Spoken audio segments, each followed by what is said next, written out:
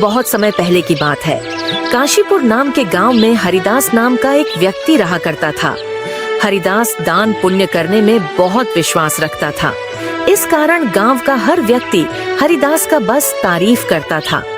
हरिदास के पास भले ही अपने खाने को कुछ न हो, लेकिन वह दूसरों की मदद करने में कभी पीछे नहीं हटता।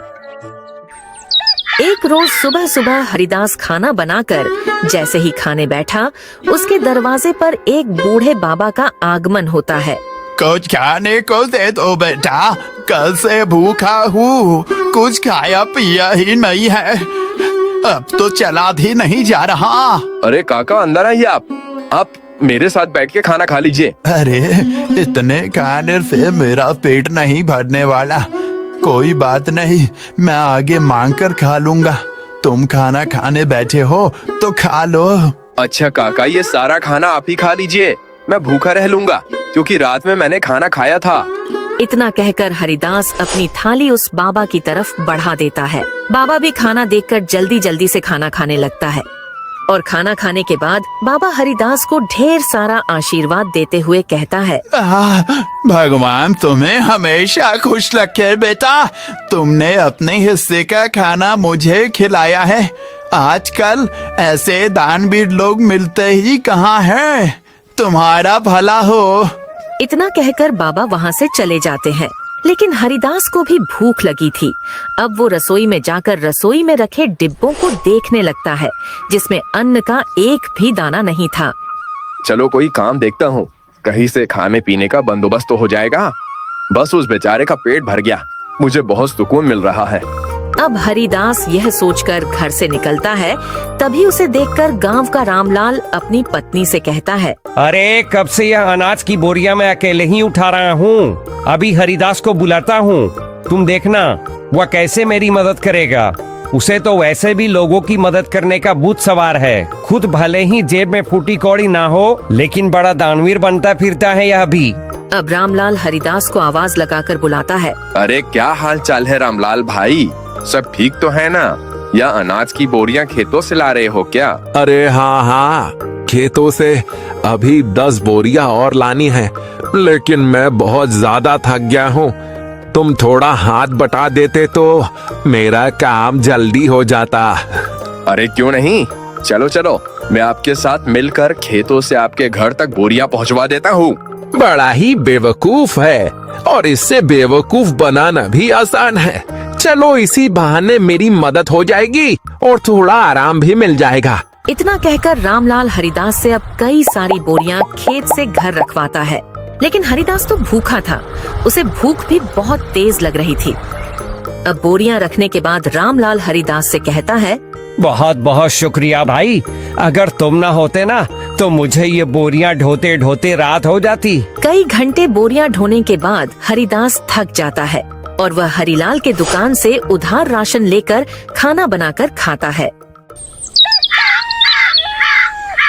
अगली सुबह उसके दरवाजे पर किसी की रोने की आवाज आ रही होती है। हरिदास नींद में होता है और जब दरवाजा खोलकर देखता है, उसका पड़ोसी कुलदीप अपनी पत्नी को पीट रहा है।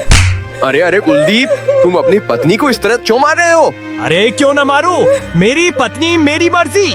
तू कौन होता है बीच में बोलने वाला? देख कुलदीप, ऐसे सुबह सुबह मारपीट करना सही बात नहीं है भाई। गांव के लोग इकट्ठा होकर देख रहे हैं सब, ये अच्छी बात है क्या?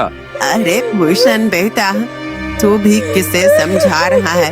इसे समझाना मतलब अपना सिर दीवार पर मारने वाली बात है। सरू सुबह सुबह चमेली से पैसे मांगने के लिए लड़ रहा होगा। दीनी को पैसे नहीं होंगे ना इसके पास। अरे बुढ़िया चुप कर, ज्यादा बोलने की जरूरत नहीं है। राम राम नाम, आजकल के बच्चों को तो अपने से बड़ों से बात करने की तमीज ही नहीं है। अरे मैं तो तेरी माँ की उम्र की हूँ और तू है कि मुझसे बदतमीजी से बात कर रहा है। लेकिन मैंने तो नहीं कहा आपको कि मेरे बीच में बोलने के लिए आए। इतना कहकर कुलदीप फिर से अपनी पत्नी को मारने लगता है, लेकिन यह सब हरिदास से देखा नहीं जाता और उसे एक जोरदार तमाचा लगाता है। यह देखकर गांव के सारे लोग खुश हो जाते हैं। बिल्कुल ठीक किया, ये इसी के लायक है। अरे अपनी पत्नी पर हाथ उठाता है और खुद को मर्द समझता है। हाँ, अरे भाई, आपने बिल्कुल सही किया। इसे तो मार मार कर गाँव से निकाल देना चाहिए। इसे तो मैं छोड़ूंगा नहीं। मुझे पैसे चाहिए। अगर मुझे शाम तक पैसा नहीं मिला ना तो इसे और भी मारूंगा। फिर देखता हूँ इसे कौन बचाने आता है। अबे ये ले पैसे और अब जा यहाँ से।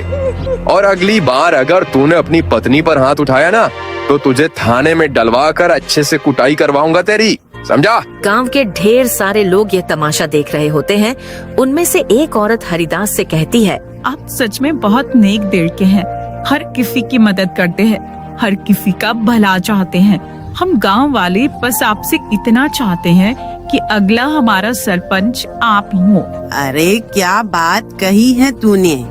यह बात तो काफी समय से मैं दिल पे दबाए बैठी थी। अरे हाँ हाँ, बिल्कुल हरिदास भाई। गांव का सरपंच बनिए तो गांव में विकास होगा, तरक्की होगी। उस लल्लन सिंह के पास तो गांव के लोग जाने से भी डरते हैं, और रही उसे कुछ बताने की बात तो कोई भी उसके सामने मुंह नहीं खोल पाता। हरिदास हर किसी की हर तरह से मदद करता था, जिस वजह से गांव के लोग हरिदास को अपना अगला सरपंच बनाने का फैसला करते हैं। अब यह बात गांव के सरपंच ललन सिंह तक पहुंचती है। सरपंच ललन सिंह यह सुनकर तिलमिला उठता है। क्या इस हरिदास की इतनी हिम्मत? आने को लाले पड़े हैं, लेकिन सरपंच बनने का सपना देख रहा है।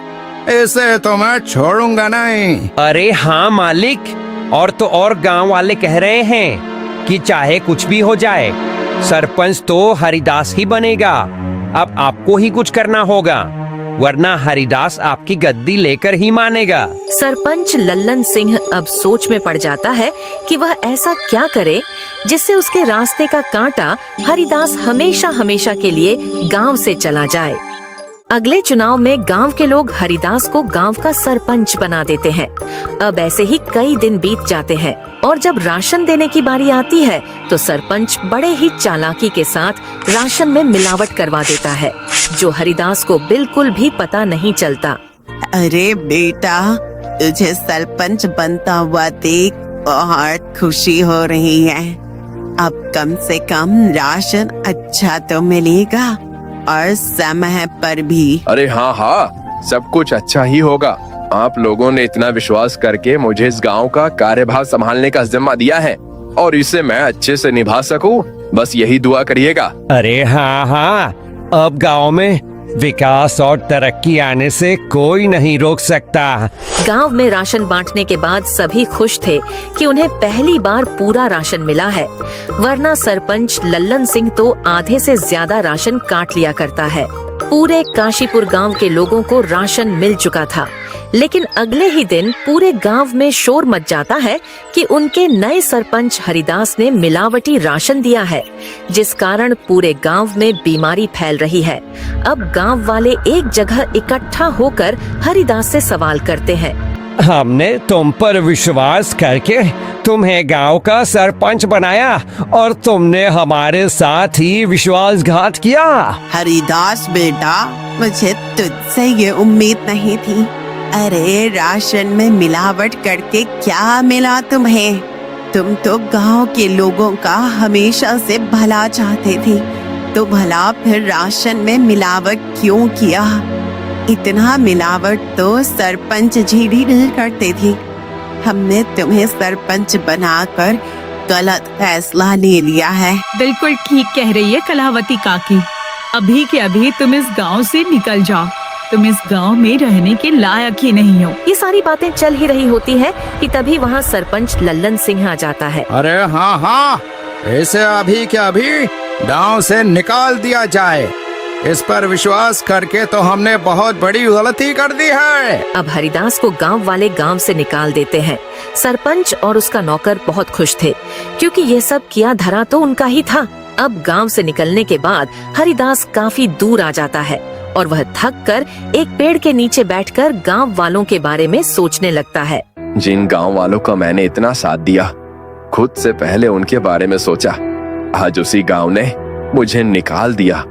अरे राशन में मिलावट भला मैं क्यों करूंगा?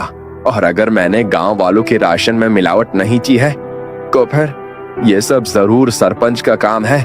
कोई बात नहीं, मेरे इतना कहने पर भी गांव वालों ने मेरा साथ नहीं दिया। मैं इसे कभी नहीं भूलूंगा। इधर सरपंच फिर से अपनी चाल चलता है और गांव वालों का विश्वास जीत लेता है। गांव वाले एक बार फिर से सरपंच लल्लन सिंह को अपना सरपंच मानने के लिए मजबूर होते हैं, क्योंकि उन्हें हरिदास भी धोखेबाज लगता है।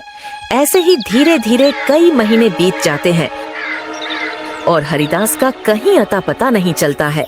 एक रोज सरपंच का नौकर जंगल के रास्ते से घर आ रहा होता है कि तभी वह दो आदमी को बातें करते हुए सुनता है जो हरिदास के बारे में बात कर रहे थे। अब वह नौकर घबराता हुआ घर पहुंचता है और सरपंच लल्लन सिंह से कहता है, मालिक मालिक, मैंने दो लोगों को आपस में बातचीत करते हुए सुना है। वो दोनों हरिदास के बारे में बात कर रहे थे। वो जंगल में जो झोपड़ी है ना, उसी में हरिदास ने आत्महत्या करी है और यह करीब एक सप्ताह पहले की बात है। इसका मतलब मेरे रास्ते का कांटा अब हमेशा हमेशा के लिए मेरे रास्ते से हट गया है। चलो, अच्छा है। और तो और मालिक, ये बात तो गांव वाले भी जानते हैं।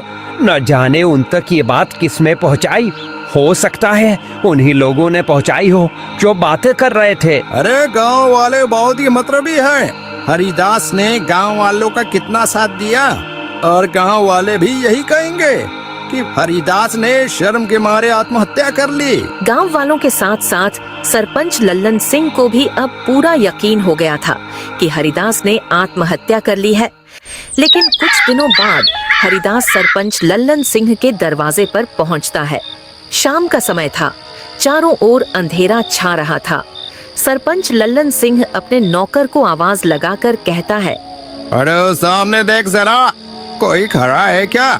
मुझे तो ऐसा लग रहा है कि सामने हरिदास है, मतलब हरिदास का भूत। मालिक, ये हरिदास का भूत ही लगता है। ये आपसे बदला लेने आया है। मैं तो चला यहाँ से। मुझे भरी जवानी में नहीं मरना।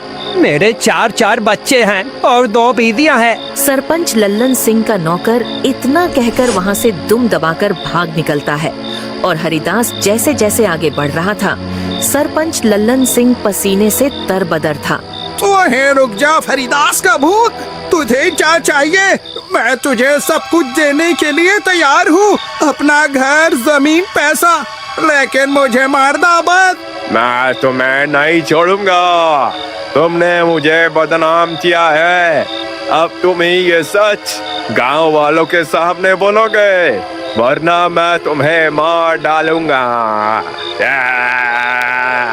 अरे हाँ हाँ, मैं गांव वालों के सामने सच कबूलने के लिए तैयार हूँ, लेकिन मुझे मारना मत। अब सरपंच रात के समय में ही गांव वालों को इकट्ठा करके सबके सामने सच को बोलता है कि उस दिन राशन में मिलावट उसने और उसके नौकर ने की थी, न कि हरिदास ने। आप लोग भले ही मुझे भूत समझ रहे हो, लेकिन मैंने अपने आत्महत्या की खबर झूठी फैलाई थी ताकि मैं चोर को पकड़ सकूं, और चोर आज सभी के सामने है। मैंने हमेशा लोगों का भला किया, लेकिन आप लोगों ने मुझे इस सरपंच की बात में आकर गांव से निकाल दिया। अब उसी वक्त गांव वाले सरपंच को गांव से निकालकर सरपंच की जगह भूषण को गांव का सरपंच बनाते हैं और भूषण से माफी मांगते हैं कि वह सरपंच की बातों में आ गए थे और उन्होंने बिना सोचे समझे उसे गांव से निकाल दिया था।